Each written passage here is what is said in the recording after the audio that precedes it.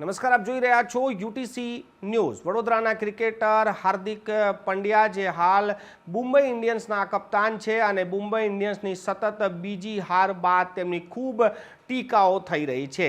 મુંબઈ ઇન્ડિયન્સના કપ્તાન બન્યા ત્યારથી જ તેમની પર ટીકાઓનો વરસાદ થઈ રહ્યો છે। મુંબઈ ઇન્ડિયન્સના કપ્તાન પહેલાં રોહિત શર્મા હતા અને રોહિત શર્માને હટાવીને હાર્દિક પંડ્યાને કપ્તાન બનાવતા જ રોહિત શર્માના ફેન્સ અને એમઆઈના સમર્થકો પણ ખૂબ નારાજ હતા।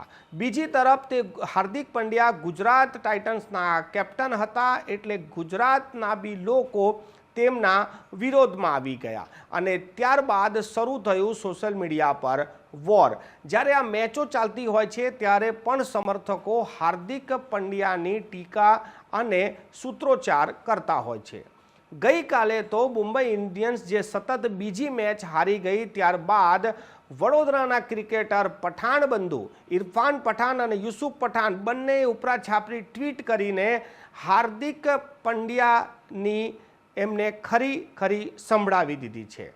હાર્દિક પંડ્યાએ જે રીતેની કપ્તાની કરી છે તેમની કપ્તાની પર પણ સવાલ ઉઠાવ્યા છે।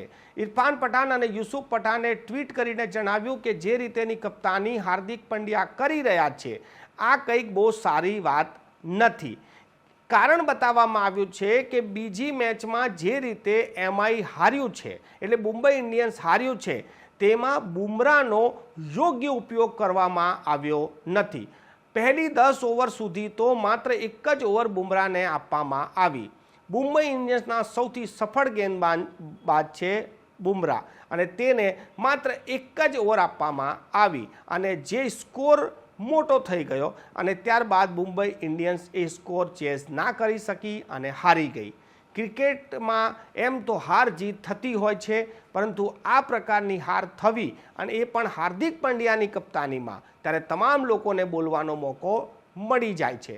આજે ઇરફાન પઠાણ અને યુસુફ પઠાણે પણ ટ્વીટ કરીને હાર્દિક પંડ્યા વિશે જે લખ્યું છે એ તમારે પણ વાંચવા જેવું છે।